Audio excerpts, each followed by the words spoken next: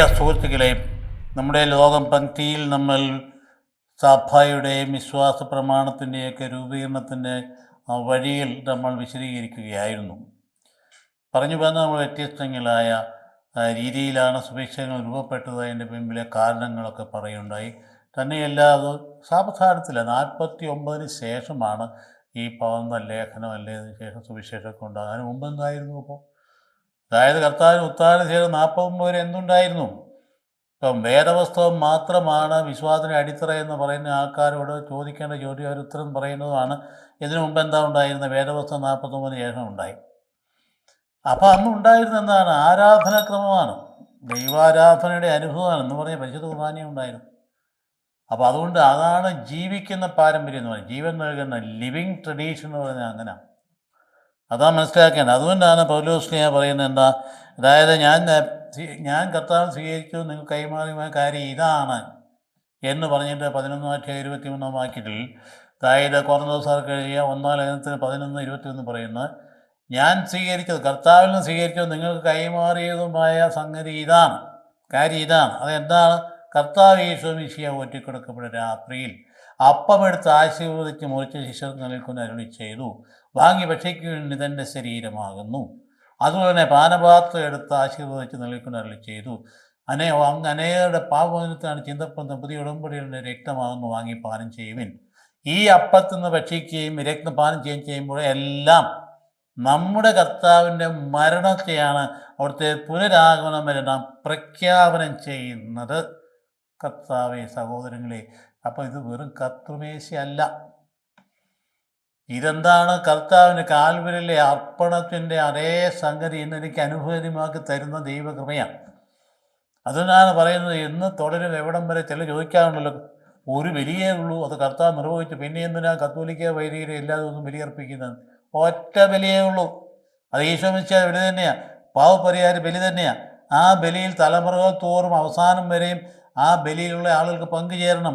അതിനാണ് സഭയിൽ കുർബാന എന്ന് പറയുന്ന അത്ഭുതകരമായ യാഥാർത്ഥ്യമുള്ളത്. അത് എന്നുവരെ തുടരും. ഈ അപ്പത്തിൽ നിന്ന് ഭക്ഷിക്കുകയും ഈ രക്തപാനം ചെയ്യുമ്പോൾ എല്ലാം നമ്മുടെ കർത്താവിൻ്റെ മരണം, അതാണ് ബലി. മരണത്തെയാണ് എന്നുവരെയാണ് അവിടുത്തെ പുനരാഗമനം വരെ പ്രഖ്യാപനം ചെയ്യുന്നത്. മനസ്സിലായോ? അപ്പോൾ അങ്ങനെ വരുമ്പോൾ ഈശോയുടെ പുനരാഗമനം വരെ ഈ കുർബാനയുണ്ട്, നിലനിൽക്കും. അത് വേറൊരു ബലിയല്ല, ഏക ബലിയാണ്. കർത്താവിൻ്റെ ഏക ബലിയാണ്, തിരിച്ചു രക്തങ്ങളാണ്. അത് അപ്പസ്തോലൻ പോലെ കൃത്യമായിട്ട് പഠിപ്പിച്ചില്ലേ അവിടെ, ഞങ്ങൾ കർത്താവിന് സ്വീകരിച്ചതും അതുപോലെ നിങ്ങൾക്ക് കൈമാറിയ കാര്യം ഇതാണ് എന്ന് പറഞ്ഞിട്ടാണ് വളരെ കറക്റ്റായത് പഠിപ്പിച്ചു വെച്ചിരിക്കുന്ന കുർബാനക്രമത്തെക്കുറിച്ച് സംഗതി. ഇപ്പം ഞാൻ ആദ്യമേ പറഞ്ഞു, ഒരു പ്രത്യേകമായ രീതിയിൽ കർത്താവിന് ശിഷ്യന്മാരുടെ ക്രമീകരണം ഉണ്ടാക്കി ഒരു നേതാവിൻ്റെ കൈ കൊടുത്തു. പത്രോസിൻ്റെ ചുമതല to confirm the faithful in faith ആണ്. അപ്പോൾ എവിടെയുണ്ട് വിശ്വാസത്തിൽ സ്ഥിരീകരിക്കുക, ഉറപ്പിക്കുക എന്നുള്ള പീറ്റേഴ്സ് മിഷൻ എന്ന് പറയുന്ന സംഗതി. അപ്പോൾ അതിൽ നിന്ന് രൂപപ്പെടുന്ന സഭയുടെ സമൂഹത്തിൽ രൂപപ്പെട്ടതാണ് ഈ പിന്നീട് വരുന്ന സുവിശേഷങ്ങളൊക്കെ.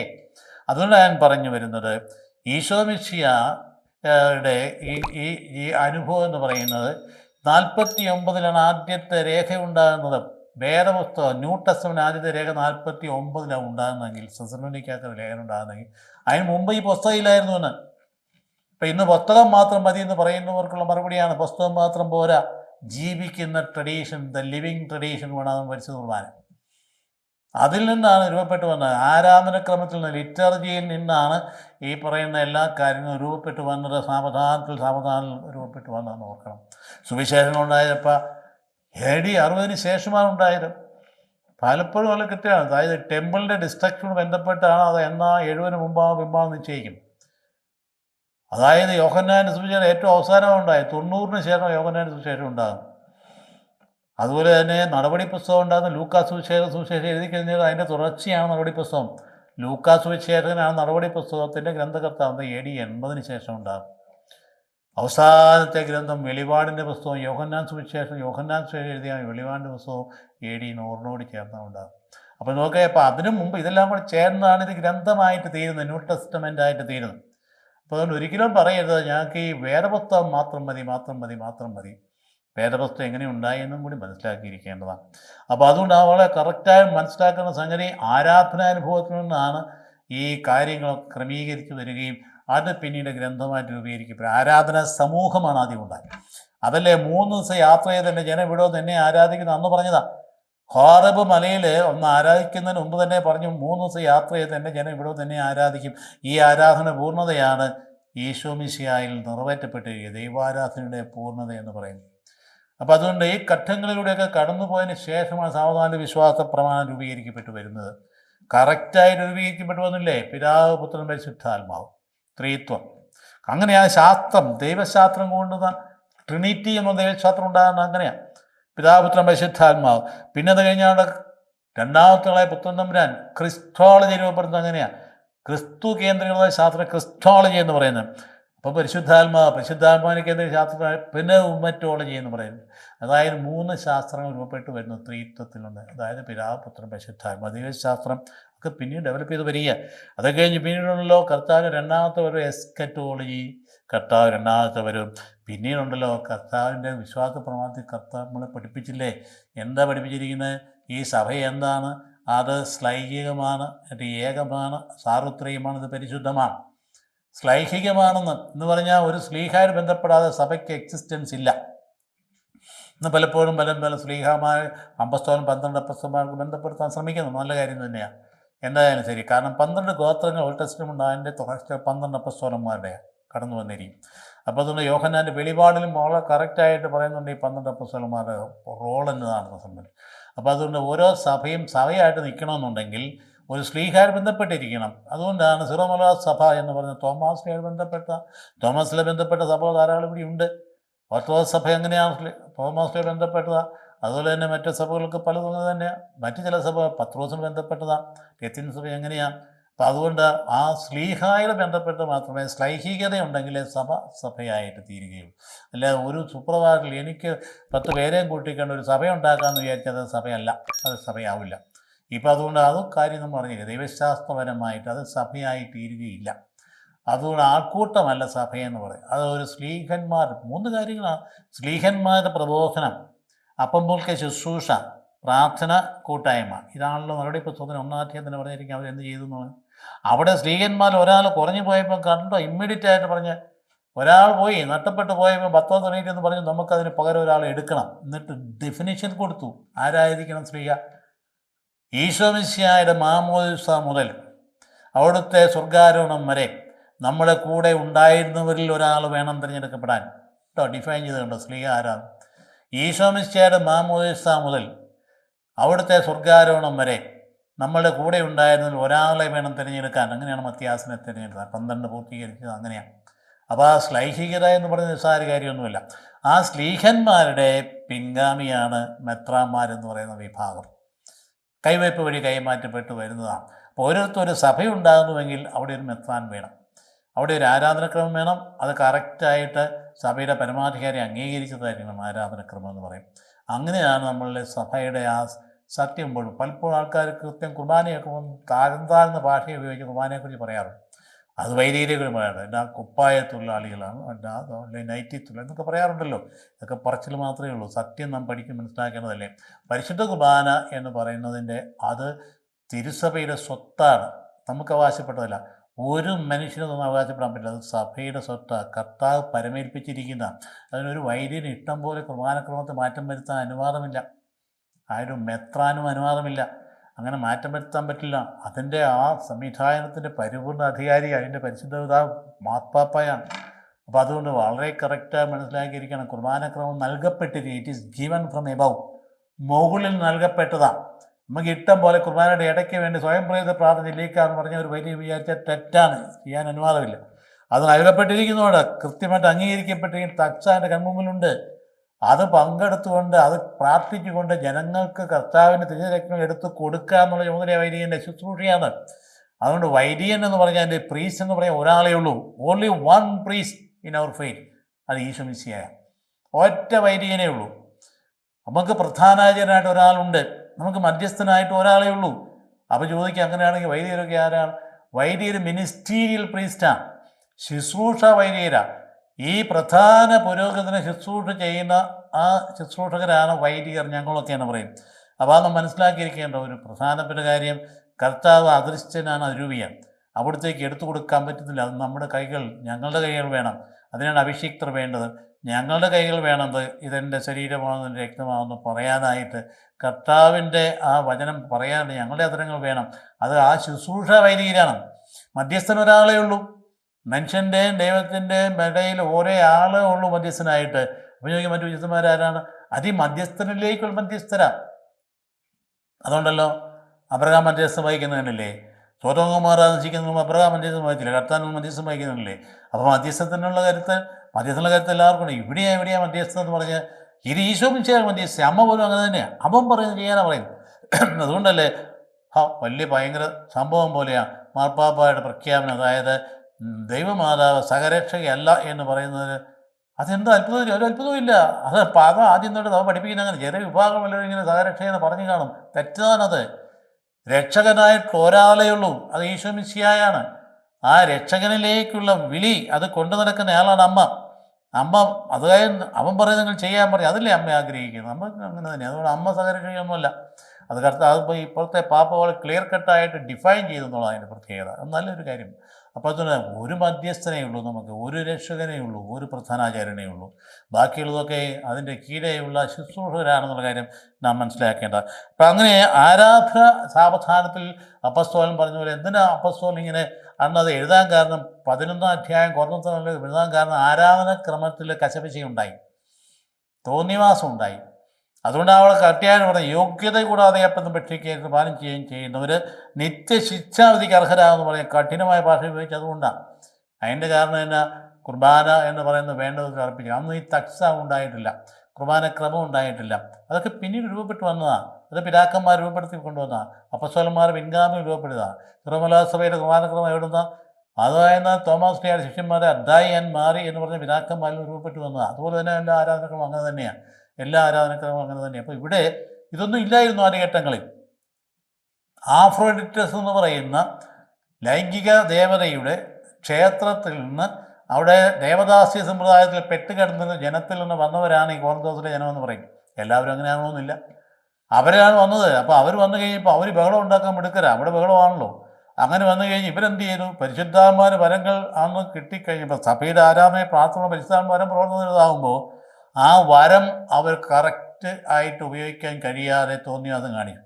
അതുകൊണ്ടാണ് അപ്പസ്തോലൻ പഠിപ്പിക്കുന്നത്. അതായത് കൊർന്തോസ്കാർക്ക് 1-14 അധ്യായങ്ങൾ വരങ്ങൾ എങ്ങനെ ഉപയോഗിക്കുന്നത് പഠിപ്പിക്കുക. സഭയുടെ ഉത്കർഷത്തിനായിട്ട് വിനിയോഗിക്കുമെന്ന് പറഞ്ഞു. അതായത് നിങ്ങൾ നൽകപ്പെടുന്ന വരങ്ങളും ദാനങ്ങളും സഭയുടെ ഉത്കർഷത്തിനായിട്ട് വിനിയോഗിക്കുവിൻ, അല്ല നിങ്ങളുടെ സ്വന്തം കാര്യത്തിന് വേണ്ടി ഉപയോഗിക്കേണ്ടത്. അതുപോലെ തന്നെ 14-ാം അധ്യായത്തിൻ്റെ 21-ാം വാക്യത്തിൽ പറയുന്നത് നിങ്ങളുടെ പ്രാർത്ഥനാ സമ്മേളനങ്ങൾ അജ്ഞരോ അവിശ്വാസമോ ഒന്ന് കണ്ടാൽ നിങ്ങൾക്ക് ഭ്രാന്താണെന്ന് പറയലേ. കാരണം ബഹളത്തോട് ബഹളം.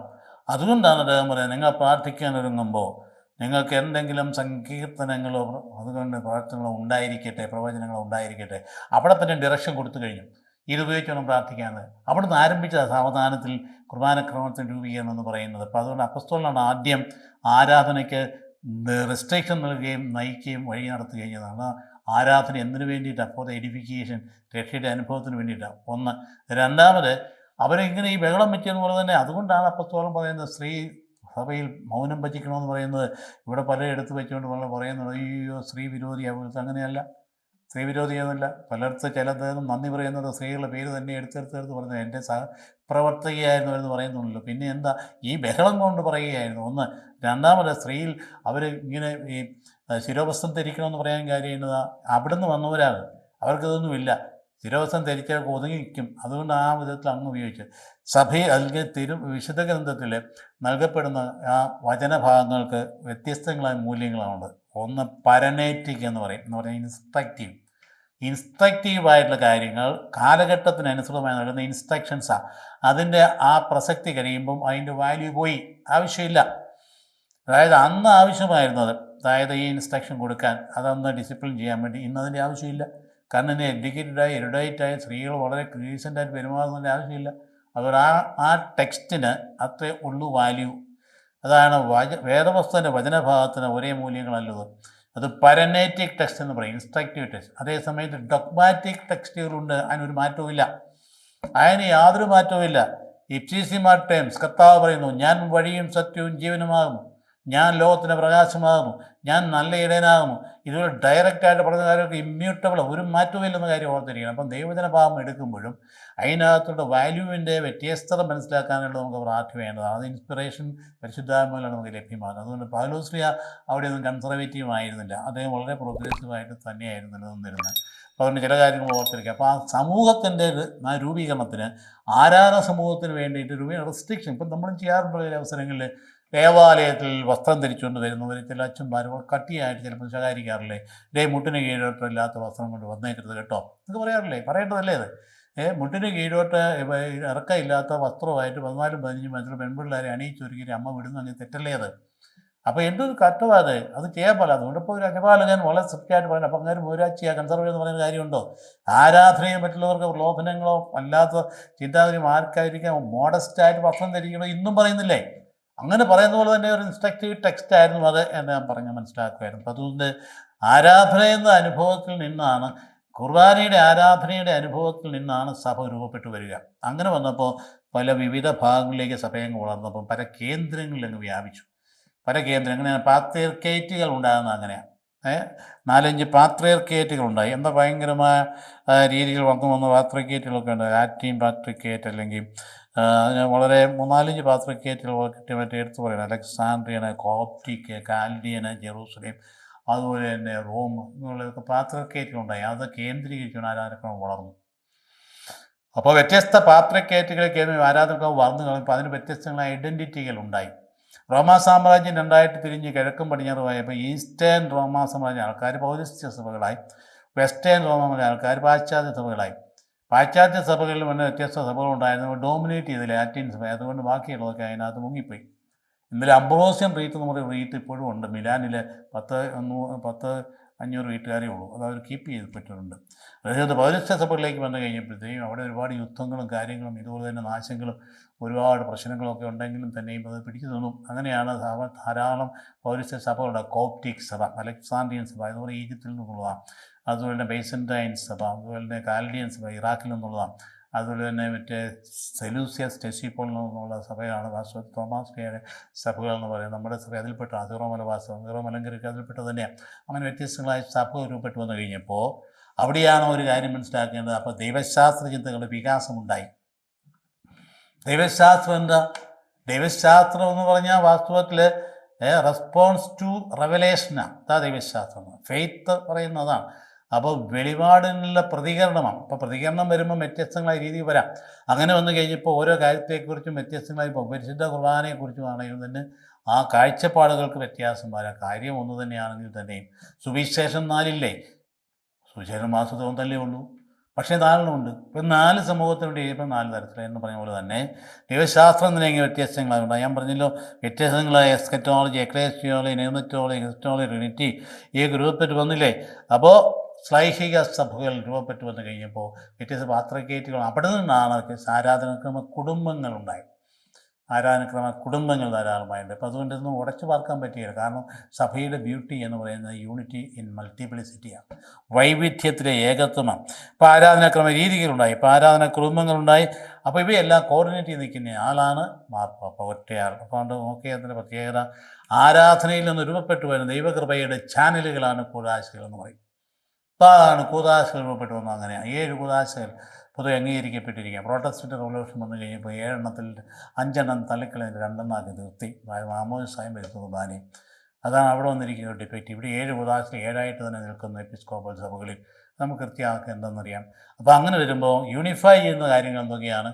വളരെ കൃത്യമായ 3 കാര്യങ്ങളാണ്. 1 ഒരു തലവൻ, 2 വിശ്വാസ പ്രമാണം, 3 കൂദാശകൾ. ഇതാണ് യൂണിഫൈ ചെയ്യുന്നതെങ്കിൽ. വ്യത്യസ്തത കൽപ്പിക്കുന്നതാണ് 1 ആരാധനക്രമം, 2 വ്യത്യസ്ത ദൈവശാസ്ത്ര ചിന്തകൾ, 3 വ്യത്യസ്ത ആത്മീയ ജീവിത ശൈലി, 4 വ്യത്യസ്ത ഭരണക്രമം. 4-മത്തെ എല്ലാവർക്കും കൃത്യമായിട്ടറിയാം. നമുക്ക് ഭരണക്രമം തിരിച്ച് കിട്ടിയിട്ട് അധികമായില്ലല്ലോ, 91 കിട്ടിയേ. അതിന് മുമ്പ് നമ്മളെന്തായിരുന്നു? നമുക്കൊരു മെത്രാൻ റോമോട് ബന്ധപ്പെടി. ഇപ്പം അങ്ങനെയല്ല, അതിൻ്റെ ഘടന പൂർത്തീകരിച്ച് കിട്ടും. ഇപ്പോൾ സിനഡുണ്ടായി, മേഘരാജ്യങ്ങളുണ്ടായി, സഭ ഇൻഡിപെൻഡൻ്റായി, ഓട്ടോണമസായി, സുയി ജൂരിസായി. അപ്പോൾ ഭരണക്രമം നഷ്ടപ്പെട്ടു പോയത് നമുക്കത് തിരിച്ച് കിട്ടി. അപ്പോൾ വ്യത്യസ്തങ്ങളായ ഭരണക്രമങ്ങൾ വ്യത്യസ്ത സഭകൾക്കുണ്ട്. അത് വ്യത്യസ്തങ്ങളാണ്. അതുകൊണ്ട് അങ്ങനെയാണ്. അതുപോലെ തന്നെ വ്യത്യസ്തമായ ദൈവശാസ്ത്ര ചിന്തകളുണ്ട്.